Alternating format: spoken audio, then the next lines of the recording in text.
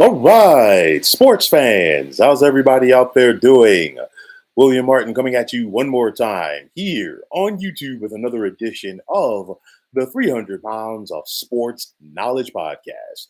Now, this year's version of the Eastern Conference Finals in the NBA playoffs has been worth the price of admission and then some. The Boston Celtics and Miami Heat have slugged it out for in the first 6 games of this series in what has truly been a war of attrition. Now, both teams have been battered and bruised as there has been plenty of physicality in this series, which has kept the training and medical staffs of both clubs very busy. Now, but with that said, it's put up or shut up time tomorrow night. As even though that the Celtics and Heat are each worthy of winning the East, only one will advance to the NBA Finals, but who will it be? Now, throughout this series, it's been all about the stars. You think about Jimmy Butler for Miami, and of course, Jayson Tatum for the Celtics. And in this series, Butler has averaged 24 points per game. He stepped up in a very big way last night for Miami with 47 points. As you know what, it was kind of like that over my dead body mentality as he simply willed his team to win. And his numbers weren't there in games 3, 4, and 5. He's playing through that knee injury. Got the message from former Heat great Dwayne Wade, and of course another Marquette alum such as himself. And with that said, you know what? He put his team on his back last night. On the flip side for the C's, Jayson Tatum has really stepped up throughout this postseason run for the Celtics and shown that he is and truly a star. He's averaging nearly 25 points per game for this series. You think about some of the big moments that he's had, and I think both of these guys are going to be front and center once again tomorrow night in South Beach for their respective clubs. But you look at the keys to game 7, and it's not just about Tatum or Butler. You think about Miami, first and foremost, they've lost 2 games at home in this series. And if they lose another one, that means they would have lost at home 3 times. First and foremost, I think what Miami needs to do, the crowd has to be a factor.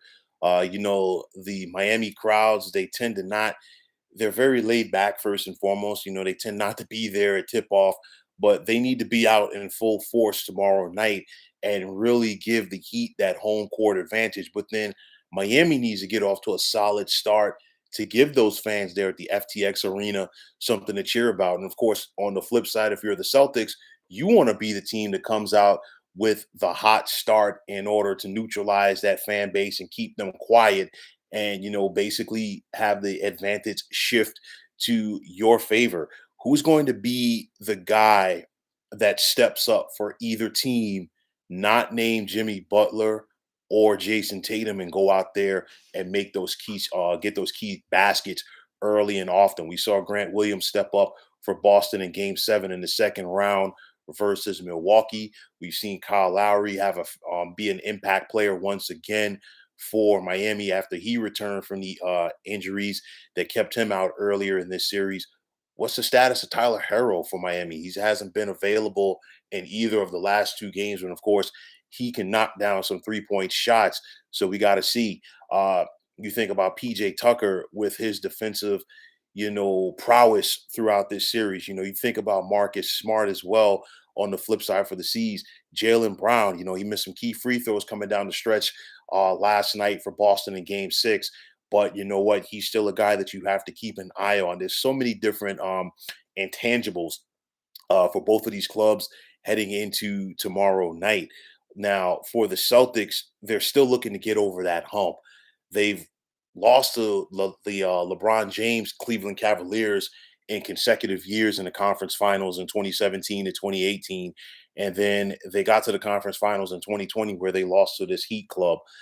They're looking to get over that hump. And I think if you're Jayson Tatum and you want to add to your legacy, uh, as far as like being one of the greater players of this era, and also trying to add your name to the lore and the long and storied history of the Boston Celtics, you got to find a way to help your team get over the hump and get to the NBA Finals tomorrow night. Easier said than done with this Heat club.